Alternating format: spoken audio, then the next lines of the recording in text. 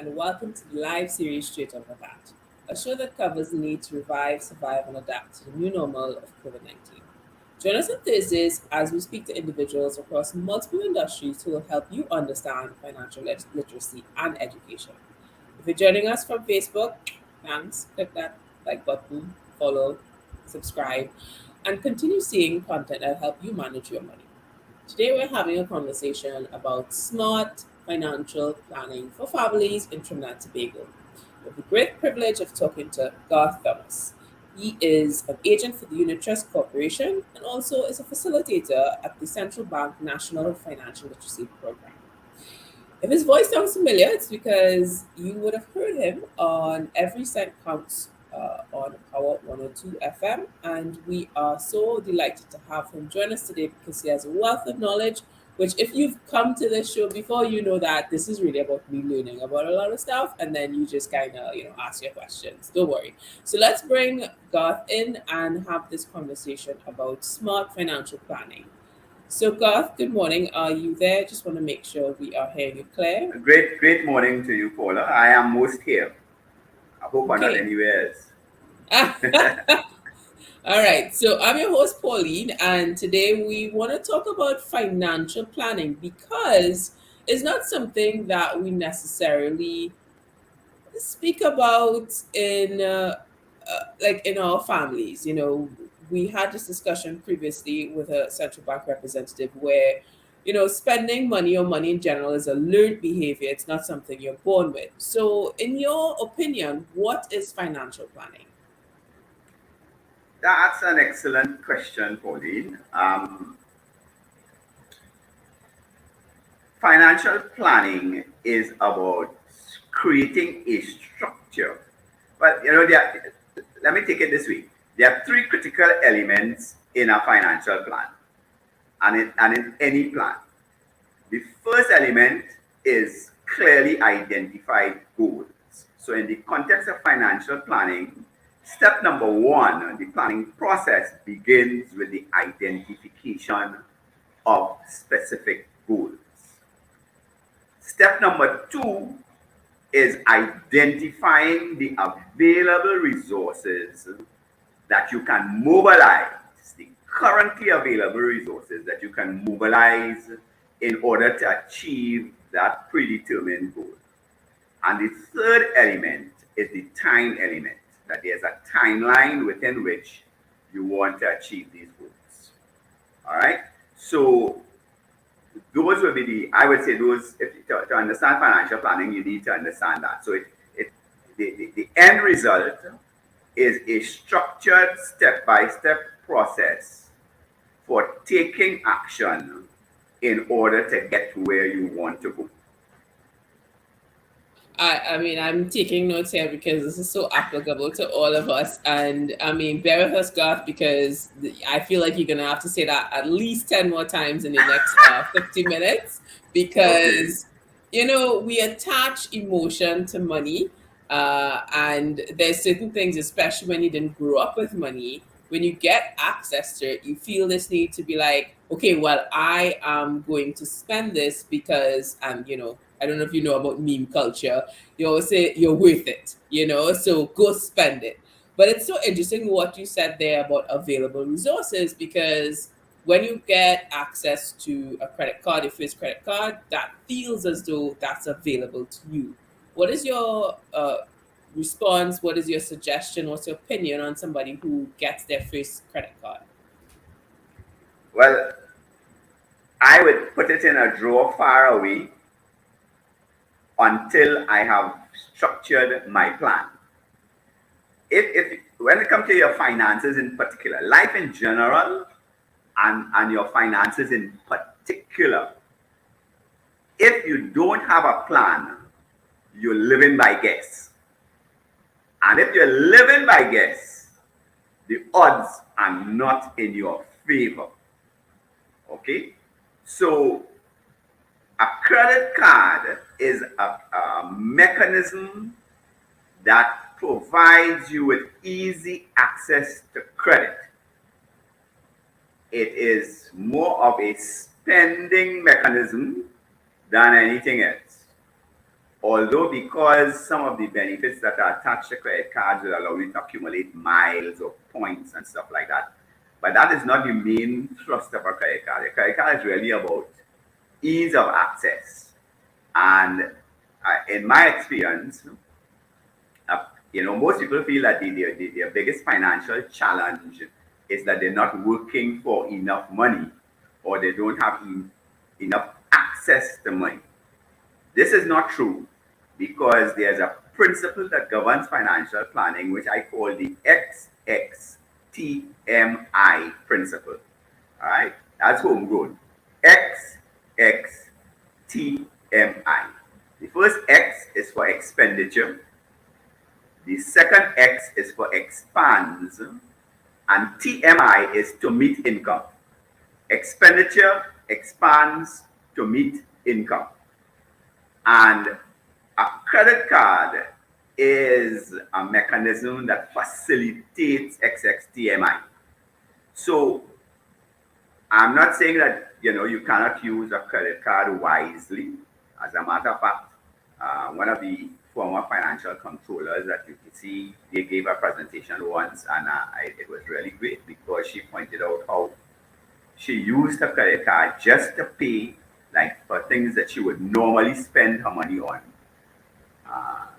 her groceries and all her bills and utilities. So she would use the credit card for that to build points, or to build miles, really. And she said that because she used it in that way, she was able to fund many family vacations out of the miles accumulated. So, you see, she had a plan. Coming back to the whole question of financial planning, yes? She had a plan and she executed the plan, because that's the other thing is, it's one thing to have a plan. The next thing is to execute the plan, because you can have the greatest plan in the world, but if you do not implement it efficiently, it is really of little use to you, if not of no use whatever. So I don't know if that answers your question, because I realize I could go on and on.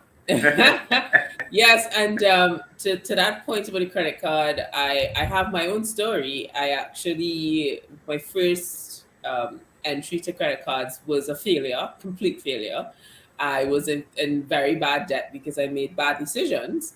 But when I figured it out and I worked really hard to pay it off, now I am able to take, similar to what you said with the UTC, I just channel all the expenses, my anything that I could use my credit card for, that I usually do, which is groceries and everything like that. And I was able to pay for a return flight actually. And I felt odd, I felt guilty. I was like, oh my gosh, I'm doing this for free? Why is nobody, how is this a thing? Well, I have to commend you, because, that leads me to make the statement, a position that I take, and that is that credit cards are not for everybody. Managing a credit card properly requires a certain level of discipline and requires you to have a particular disposition. Okay? So, for instance, right now I have no credit cards because I don't have the discipline to manage a credit card. I'm telling you that.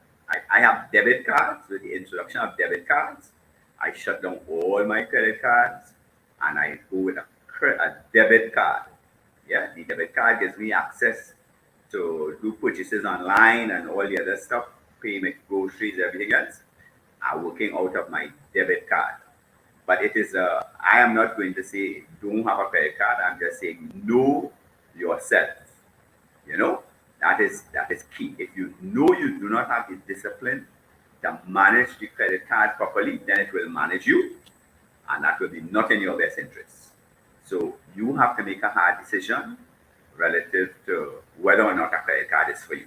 And I can't make that decision for you. I will not try to make that decision for anybody. If I'm giving anybody some counsel financially and I look at their stuff, I say, this is a decision you have to make, because I am not going to be there looking over your shoulder to see if you're using it or if you're not using it, and if you're using it badly and stuff like that. That's not my work. That's your work. So that's how I deal with that. Wow, that's a very honest conversation you're having with yourself to say that you are not cut out for a credit card. You have to know yourself, know thyself. So, you mentioned something about the odds in your favor, and it's so interesting because it's timely. It comes from been made popular recently with the Hunger Games movie. Hunger Games, the odds in your favor. I see some some parallels Some there. correlation there. When it comes to that structured approach, especially in a family setting, you know, how soon is too soon to have a conversation about money in the family? Yesterday, yesterday was too. Yesterday would have been well, not really too soon, but too late. We learn more from our experiences than from being taught something. People get really tied up and they say, I want to learn. Very often when people say I want to learn, what they're saying is, I want somebody to teach me. But if you are not teachable, then that somebody have a big work on their hand. So learning, when you grow up in a family environment, you learn a lot of stuff that is not articulated. Let me give you an example. I went to Trinity College back in the 60s. That gives you a little idea how old I am. We had a principal, Mr. Helps, who was a retired Army officer. We learned from Mr. Helps discipline. We didn't have a class, a form. The first form in the morning wasn't discipline. The first class in the afternoon was not leadership. But we learned from Mr. Helps leadership and discipline. Why? Because he demonstrated it. That is how he lived. We were not even aware that we were being taught valuable life skills. Okay? Because there was a model being presented to us again and again and again. And we learned from it. And if you look at the guys who came out of the college in those years, you will see it nearly without exception, all of them moved into leadership positions. So, for instance, Beresford Hunt, who was the captain and his manager of Trinidad All Stars, that Trinity old boy, we were informed together. All right, he learned leadership from Mr. Helps. So, coming back to the family is incubator for people to learn, for children to learn all kinds of stuff. And therefore, it is very incumbent upon the parents to model. You could tell your children what you want from now until, the cows come home. But they are not going to take on what you say if it does not gel with what you do. They are going to learn from how you manage your money and what things you put in place. So really, the time if the family creates a forum for talking about money, and if parents are honest enough to acknowledge their shortcomings in terms of managing money, then that's a forum where learning can take place. Yeah. And the importance of, like I say, of having a plan. I cannot emphasize that enough. And then, there is money and there is wealth, and the two things are not synonymous.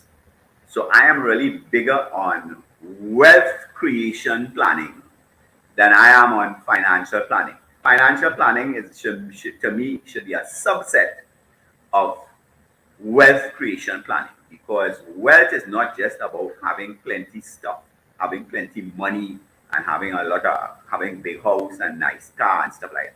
People, we buy into that concept of wealth because that is the concept of wealth that is promoted whenever you sit down and watch it, TV in particular, but also in all of the movies and stuff that we look at. All right, but wealth is not about matter. Wealth is about relationships. And the family is a fantastic place for children to learn the value of high quality relationships. You see, I get on a little pedestal. So you could stop me if you want. It's so interesting that what you said earlier, because what you're basically saying is, that old adage, do as I say, not as I do. So that's not the case. No, no, the exemplar, you need to be an exemplar. I'm sorry, there's no getting around that. All right, you need to be an exemplar, and it's important for families to talk about finance, it's important to do some reading.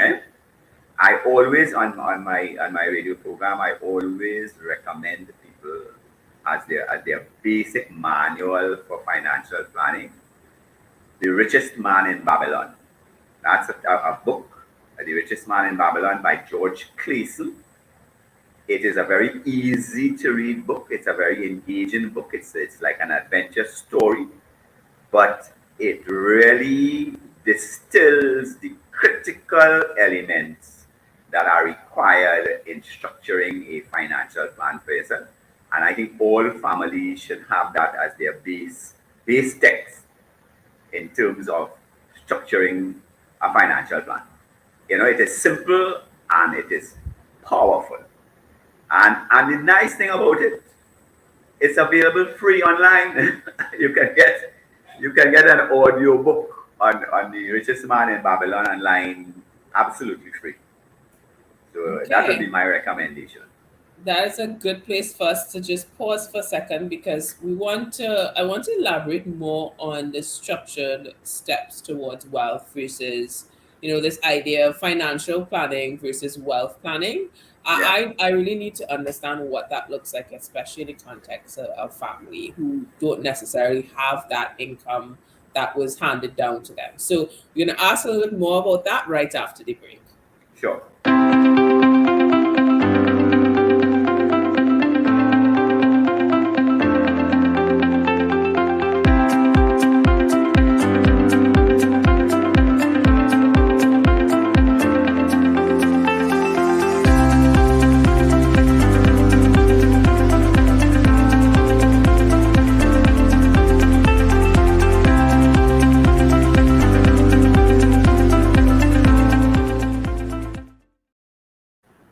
Welcome back to the Straight Off the Bat. It's a show that covers the need to revive, survive, and adapt to the new normal of COVID 19.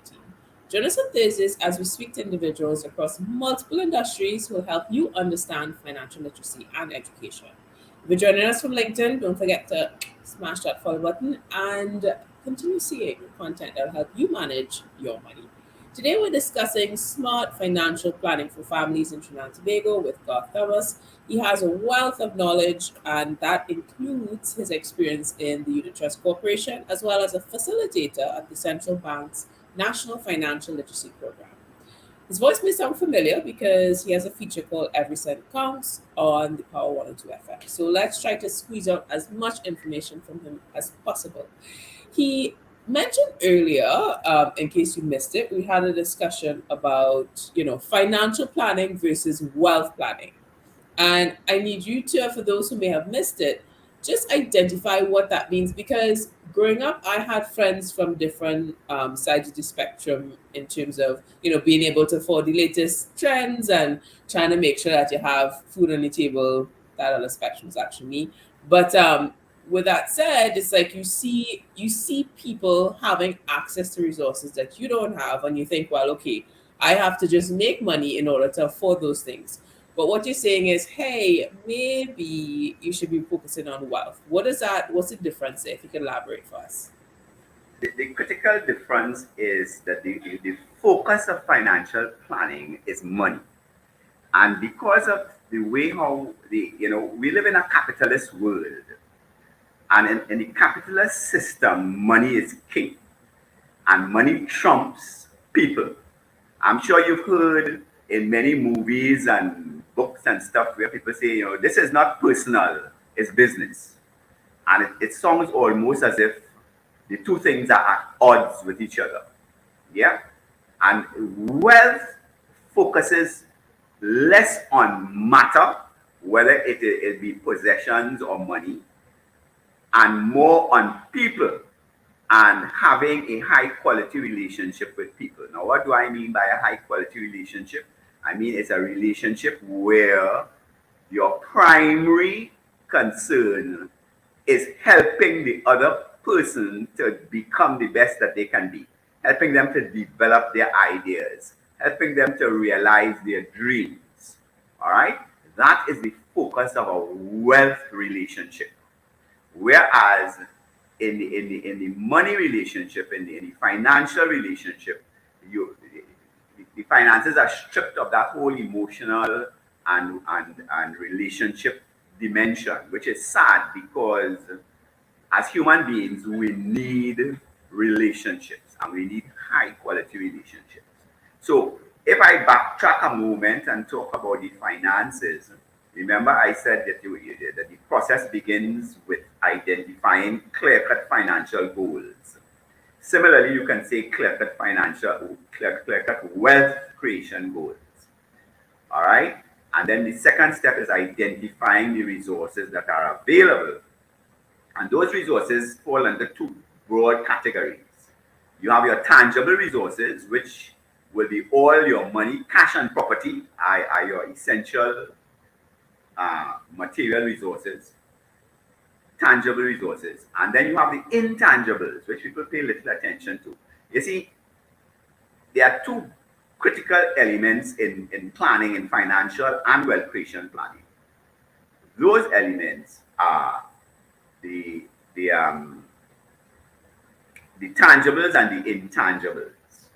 There is the mechanics of financial planning, which is what I really wanted to say first. There's the mechanics of financial planning and there's the dynamic of financial planning. Mechanics and dynamics. All right? The mechanics deals more with, the stuff that we normally associate with financial planning, budgets and cash flows and debt management and stuff like that. Okay? Those are the mechanics. The mechanics are important, but the mechanics by itself will not do the job. You also have the dynamics, and the dynamics now is about recognizing your intangible resources. So one of which, the primary one of which is your mind, but another one of which is, coming from your mind, you have ideas and your imagination and stuff like that. And then you also have another intangible, your skills, your talents, your relationships. Yeah, I know we don't have time to go into all of those things, but I'm just saying that recognize that whilst the tangible section of your current resources may look negligible and of very little value, the real power you have is in the intangible resources. And you have to work with what you have, but you must need to know what you have. And the mind is a terrible thing to waste. That's a familiar quote. The mind is a terrible thing to waste. The mind is awesome. The mind is magnificent. From the mind, you use your imagination, you come up with ideas, you can become wealthier than the wealthiest. All right? Because that potential is resident in each human being. So to talk about financial planning in a vacuum without tying it to all of these other things is really selling yourself short. I don't know if I answered your question. Yeah, you gave us some great nuggets, and having the conversation around that structured approach, making sure that you have the mechanics and cash flow. How can you actually have that conversation to make sure that your family, what are the steps that you can take for your families to take interest? Because you mentioned earlier, learning is by seeing your environment. Folks, my friends usually just by being around me feel the need to go running because I'm a very active person. So you are affected by the people around you. So from a financial literacy perspective, what's the number one step a family should take towards having that conversation about mechanics and cash flow with their children? Well, I would come back again to the reading of that book. That book is a very practical thing to do. It's a book, you can read it, you can listen to it, and you can discuss the concepts that are promoted in the book. And you know, you could drill down into the book and say, is this really valid? It's sounding nice, but is it practical? And discussions that are generated around that will provoke thought. Yeah. One of the first self-development programs that I engaged back in 1970, in the early 1970s, was a program called Blueprint for Success. And one of the things by Paul J. Mayer from Success Motivation Institute. I don't know if they're still around, but I suspect that they are. But one of the things I remember from doing that program was a quotation from William James, the American philosopher. And what William James said is that only 10% of people do the real labor of thinking. Okay? And you see that, in terms of the question you asked me there, that thinking things through. All right? And that's why I recommend reading the book, The Richest Man in Babylon, because it provides grist for the mill. It provides a basis for discussion, especially in the family context. Yeah? In the family context, the book relates to everybody. It relates to the parents, it relates to the children, it relates to the external environment. And therefore, you can have some really good discussions around that. And then from those discussions, to structure a plan, which would be, first of all, for the family to decide on what are the end results that we want. Because if I come back to the financial thing in particular, I know I might be jumping all over the place, but I am trying to, fit into the time. The name of the game with regard to the management of your money is to understand that there's earned income and there's passive income. Yeah? Earned income is money you work for. Passive income is the money earned from your money working for you, from investment. When you invest your money in a variety of investments, which, I don't think we have the time to go into all of that yet now, because there are both growth and fixed income investments and so on. But an investment will cause your money to work for you. And in order to really enjoy a comfortable life or even a life of luxury, you need to have a strong investment portfolio that will generate passive income. Passive income is like if you have an apartment or a house and you rent it out and you get rental income from it every month. That is passive income because you're not working for it. Yeah? If you have a job and you get a salary, then you're working for money. But the name of the game is making money work for you. I don't know if that answers the question. I know I've gone all over the place with that. Sure, that's some great insight, and I really want to understand the approach for like kids, because I know you say read this book and the audiobook, but most kids nowadays are too busy on their games. And in that light, there's that very popular book, Rich Dad Poor Dad. Right. And I mean, I read that when I was younger. I don't know how impactful it was actually, but from that came this board game, so folks are able to play Cash and flow. understand cash flow. Right. So, what's your opinion on maybe making it more fun for kids in the home? Well, you put your finger on it, right? Yeah, you hit the nail right smack on the head. I have a cash flow game right here on my table. I have a group of friends, and whenever we get a chance, we meet. Well, of course, COVID puts some restrictions and stuff on us, but we meet. Well, for instance, now I got a WhatsApp yesterday from a friend, and it seems like nearly all of our public holidays are on a Monday this year. You know what I mean? I say long weekend, long holiday weekends. Well, I'm pretty certain that on most of those holiday weekends, those Monday long holiday weekends, that we will be playing cash flow. And for children, cash flow is a game that children can enjoy. It's a fun game, which is important for children. Fun is important for children. We can't deny children their childhood. And fun is an important part of childhood. As a matter of fact, fun is an important part of adulthood as well. All right, but perhaps for children is a little more important.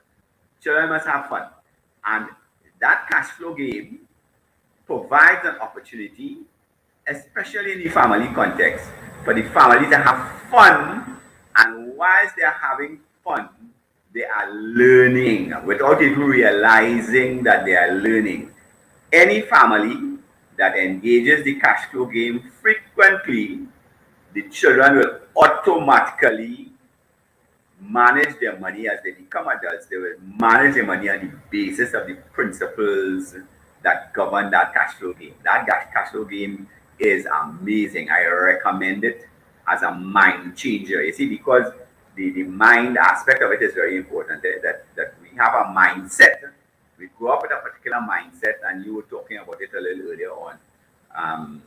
And the mindset is that, boy, I need to get a hard ride, a heavy ride. I need to have nice clothes. I need, the acceptability. My being accepted by society is predicated on what I have more than on who I am. And that is the mindset that we grow up with. So that is a spending mindset. That is a mindset that tells us, boy, when you get your salary, you need to buy, you need to spend. And if you're spending, then you cannot accumulate capital. And when you read The Richest Man in Babylon, you would see the accumulation of capital is the necessary antecedent to investment. Yeah. Now there are vehicles available right now in the financial world where you can save and invest simultaneously, and that is an opportunity that most people are not making the most of. Yeah. But you need to be able to put that. You need to. The point I was making is to say that you need to be able to have that correct mindset. Mindset drives behavior. 90 to 95% of the decisions we make on a daily basis, the actions we take on a daily basis, we do those things unconsciously. All right? It's not a product of conscious thought. It is a product of a mindset that is driving the behavior. All right? And cash flow, the cash flow game is one of the best mechanisms I have encountered for developing a powerful mindset relative to the importance of putting money to work. Because what it boils down to is that if you don't put money to work for you, you will be working for money for the rest of your life. And you will not be able to enjoy the finer things of life without getting into debt. Nothing wrong with the finer things of life, but when you have to go into debt in order to acquire and experience those things, it is not as much fun. Trust me, I know what I'm talking about. All right? It's not as much fun. So the fun aspect of it, critical for children. It's interesting what you're talking about, the spending mindset, because it's definitely, this idea of doing things on a subconscious level. That's like jumping in the car and 20 minutes later you're in the office and you don't know how it happened, because your brain creates habits, right? So looking at what you said earlier about the time element and structured steps, I really want you to elaborate on that planning, because as somebody who loves sports and participates in triathlon races, it's easy for me to just go head down and know that I have to cross the finish line. So the equivalent of that, it kind of shifts when you are looking at making sure that you can afford that thing that you want to spend the money on, but is it actually your finish line? And understanding how to create that finish line is so important. So I want you to hold that thought, because we're going to elaborate more on that right after the break. Okay.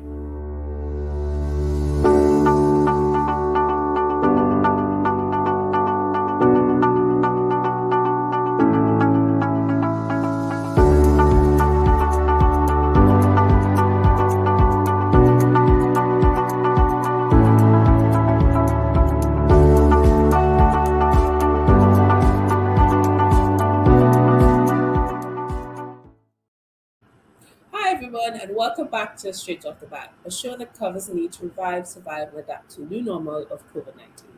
Join us on Thursdays as we speak to individuals across multiple industries who will help you understand financial literacy and education. If you're joining us from YouTube, smash that subscribe button and don't forget to follow our page to continue seeing content that will help you manage your money. Today, we're having a conversation about smart financial planning for families in Trinidad and Tobago. Even if your family is consistent of two dogs, I still think that's a family. We have the great privilege of talking to Garth Thomas. He is an agent for the Unit Trust Corporation as well as a facilitator at the Central Bank's National Financial Literacy Program. So let's bring Garth in because we want to have this conversation around a finish line, because you mentioned earlier, Garth, about making sure that you have structured steps because there's an end goal, right? End goal may look different to a lot of people. For instance, when I was younger, my end goal was to own a car. Now, as I get older, it's like, oh gosh, I should really look at getting a house, shouldn't I? Is that something I should think about? I don't know. You tell me, Garth. Yeah. Well, that is a very personal thing. And that is why, I tell people I cannot do a financial plan for anybody except myself. Because I know what I want. And I have particular values and stuff that condition that end result. I cannot impose my values on anybody, on any client.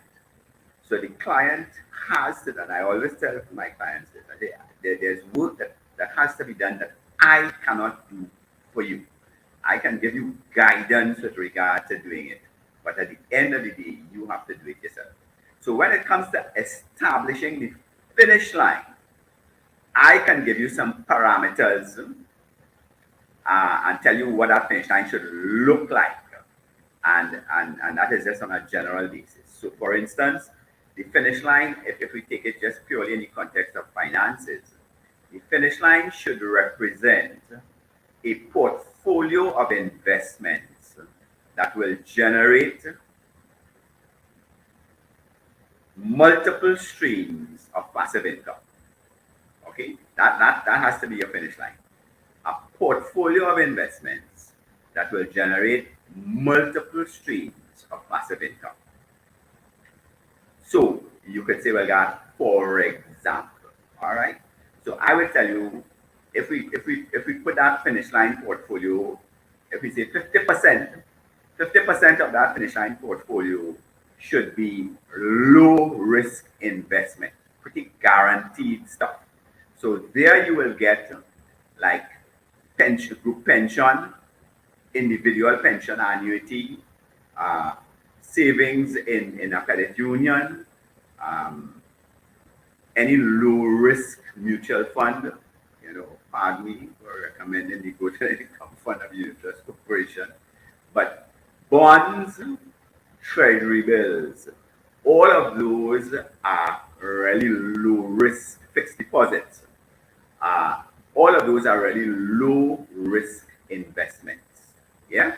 So because you want the base of your portfolio to be solid, you don't want high risk investments in your base.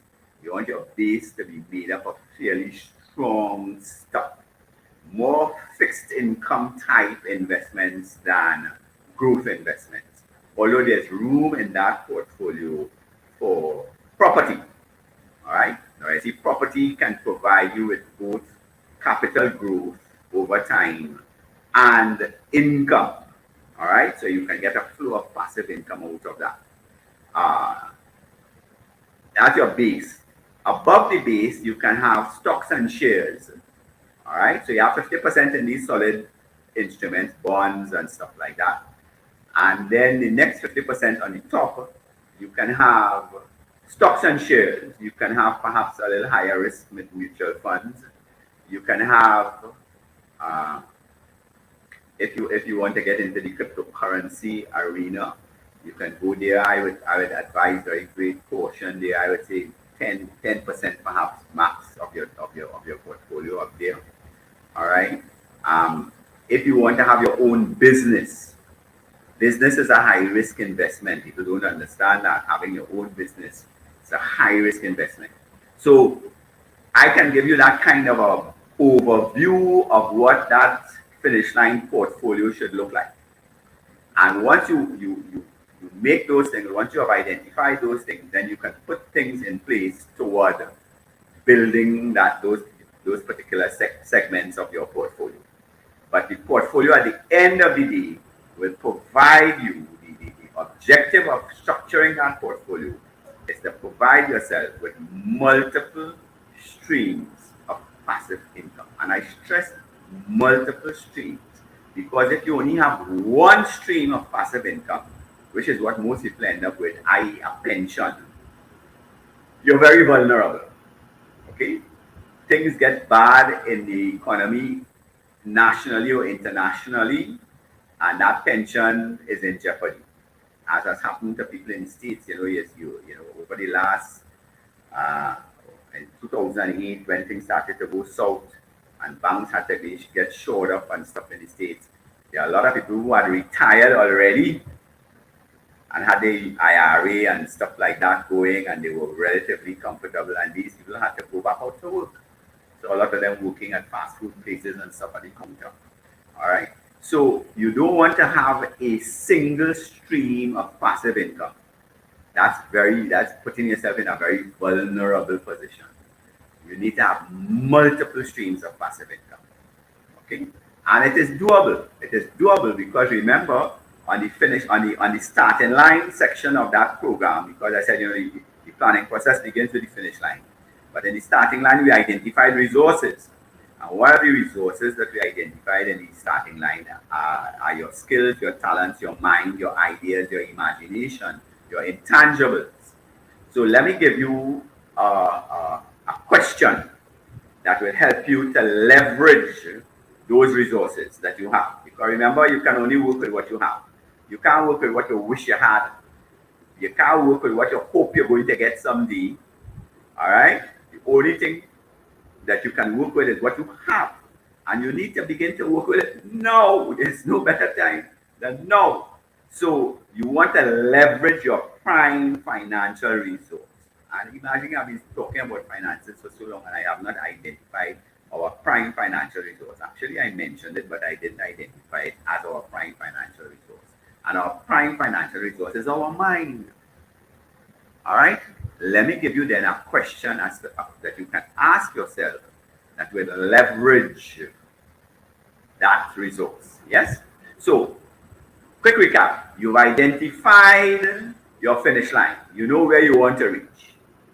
You've identified the resources that are currently available to you to mobilize in some plan or strategy to get where you want to reach. All right, so you have those two ends. You've established a timeline.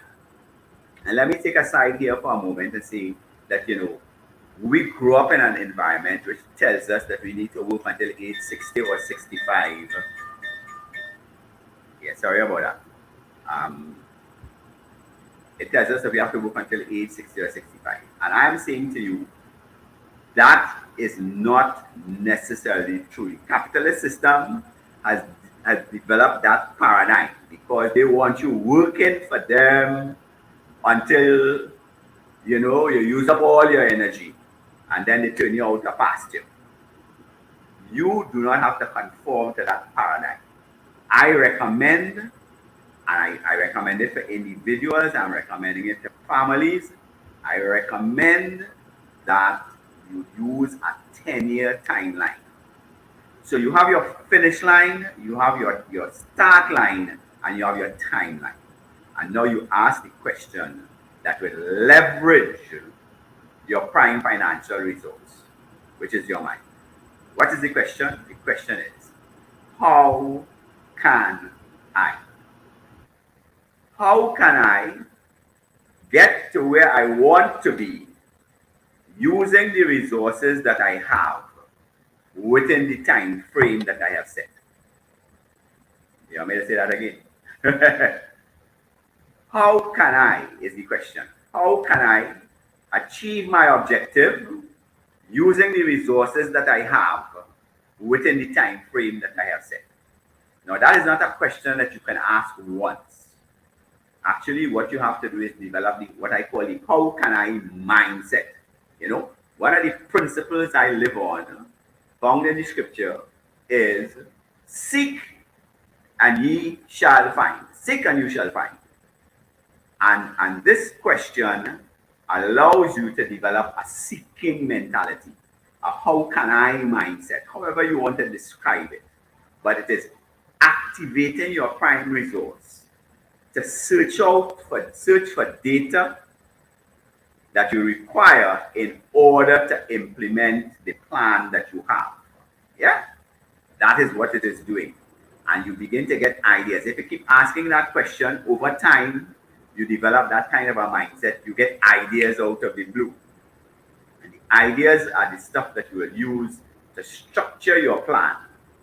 All right? And that you will use to strategize in terms of implementation. Because there's more than one way to implement a plan. So don't get tied up between plan and strategy. The plan are the steps, what must be done, and the strategy is how am I going to get what must be done. Make sense? I think that's so, yeah. And that comment you made about going back to the plan and things, because of, I guess, we've been influenced by Hollywood and movies, we have this perception. And I remember talking to a doctor because there's this correlation with when somebody has surgery and how long it takes for them to recover. Because when you watch Grey's Anatomy, it feels as though it's instant, right? But sometimes it takes years. And the same can be said with financial planning, which is something that if you see on television within they have 2 hours to have you in the seat. So you think, oh, it's going to happen today for tomorrow, but it takes time and you have to keep going back to it and, over and over again. And I think that's something that we have to reiterate, because it's easy to be like, well, I feel given up,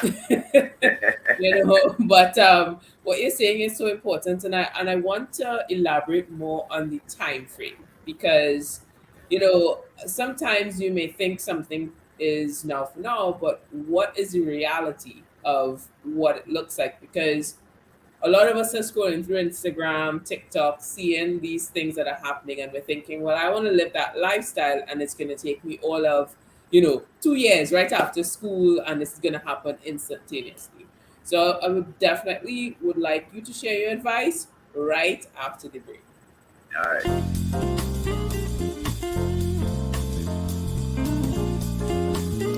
But that was like my first experience with money. Very, very first experience. I've been in banking since I was a teenager.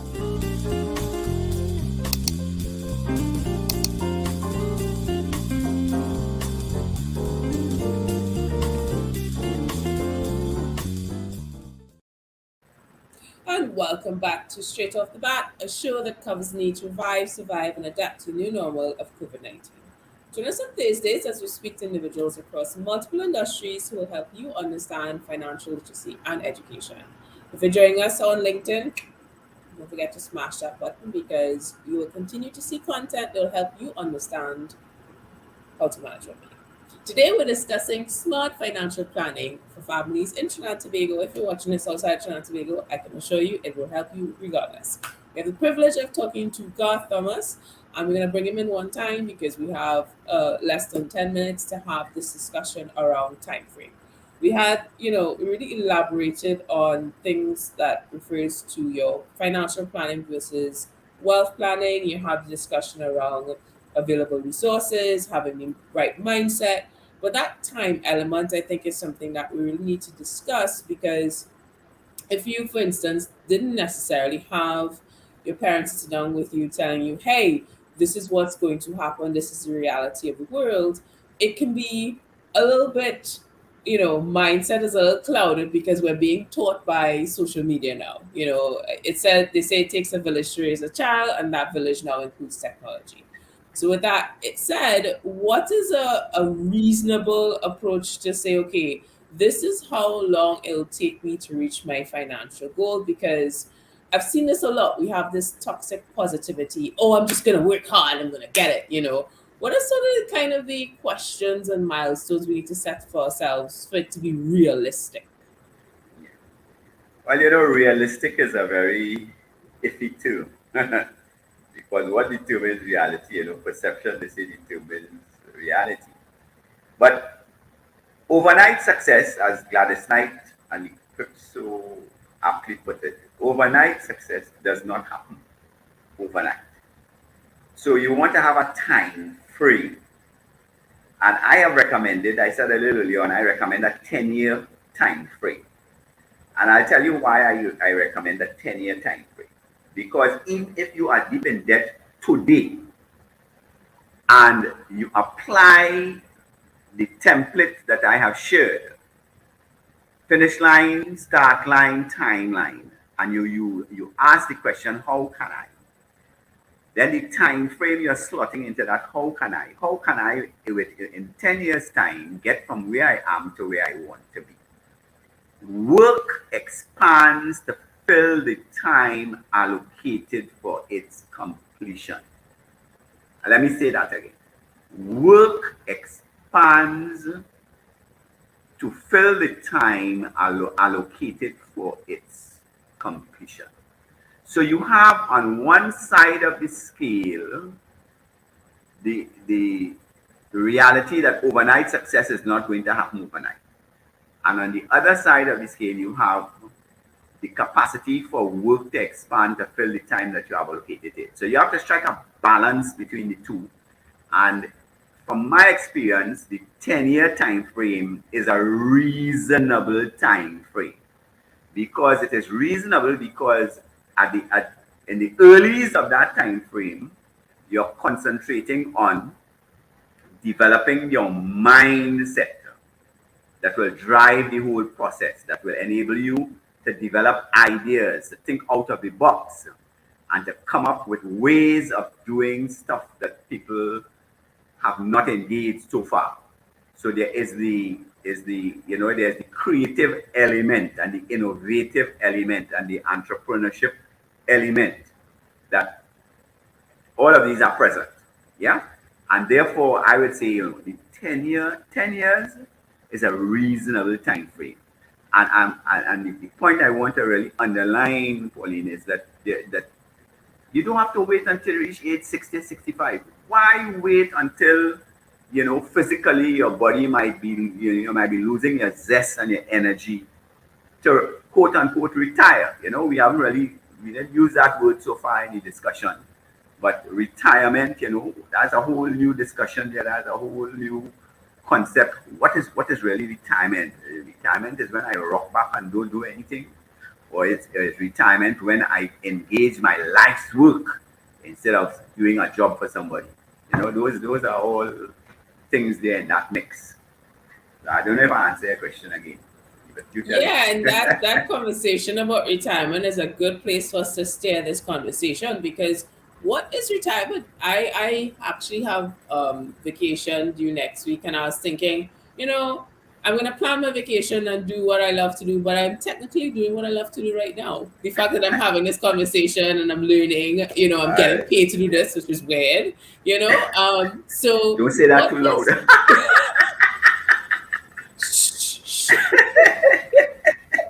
It's like, what does retirement mean? And I think it's similar to your answer with the financial planning. It depends on the person. But I think the word also has evolved in the 21st century when we have all these technologies and people are working remotely. Passive income is one thing, but are we ever going to stop working? Because some of us, my grandmother, God rest her soul, when she stopped working, that was it. She lost, her bearings. So, retirement looks looks like something different. But what is the main question you have to ask yourself when you say, okay, cool, I'm retired? What does that even look like? Yeah. Well, that speaks to purpose and your perception of what your purpose is here on planet Earth. Okay? So that retirement, if we look at, we were speaking about the financial side of the equation, if you create a portfolio of investments that provide you with multiple streams of income, of passive income, to take care of all your expenses, all your needs, and some of your wants, you are now in a very fortunate position to be able to choose what work you will engage. Now, you're not going to engage necessarily a job. And I want to make a clear distinction between work and a job. A job is a subset of work. A job is a construct that is designed to produce, to bring about a particular end result. Work, yeah, let me put it this way. There are a lot of people who have jobs and who do work. All right? Don't tell anybody, but it's very true. Plenty of people have jobs, but they don't work. And you want to work. Listen, there is no human development without work. Look at a bodybuilder. All right? I always use this illustration. I say, if you look at a bodybuilder and you see all of those muscles rippling and stuff all the way, do you know that I have every one of those muscles that you will see rippling on a bodybuilder's body? I have one of them. But you're not seeing them on my body. Why? Because I have not done the work. The potential is there, but in order for the potential to find fulfillment, work is required. And therefore, when you talk about retirement, you have to understand the concept and the nature of work. And you need to understand that retirement is the time when you can do your life's work. I remember Miles Monroe saying that you can retire from your job, but you cannot retire from your work. And that is the critical element in retirement. You must know what is your purpose, and therefore what is your work, and you must engage that work until you're dying. And actually, when you do that, you live longer. That bodybuilding comment, that is quality content right there, guys. It is quality content. So as we close off, I want you to reiterate the XXTMI, because I think that is something that is actionable. And a lot of times with so much content and you get access to all this information, it's hard to basically take it in. And as you would know, as a facilitator, the central bank, you need to say things over and over again. So let's just reiterate, what does the XXTMI mean? All right.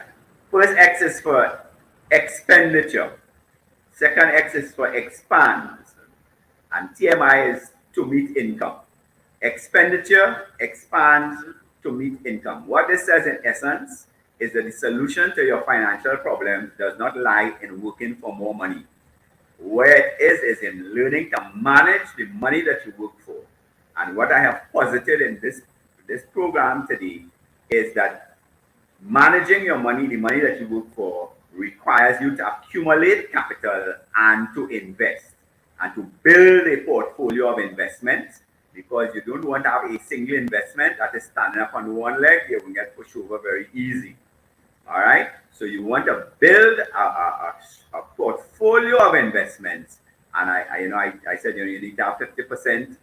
The base of that portfolio should be very low risk investments, and the top of the portfolio you can increase the levels of risk as you go higher in that portfolio. But that will be your stocks and shares and your own business and cryptocurrency and stuff like that. All right. Thank you so much, Garth Thomas, for joining us today and sharing insight into smart financial planning for families and everyone in particular, actually, because I think financial planning is not, it's the same thing as inhaling and exhaling, right? We need to have money to actually live. So for those who may have missed it, don't forget, once this live is completed, you can actually have it on replay. And for anything that we discuss, head over to the comment section in the link below. And you can also sign up to be notified about our next live show via the links in the comments. As always, be sure to follow and like our pages across social media so you don't miss a single live show. Thank you once again for joining us today, and I'll see you soon. Bye. It was my pleasure.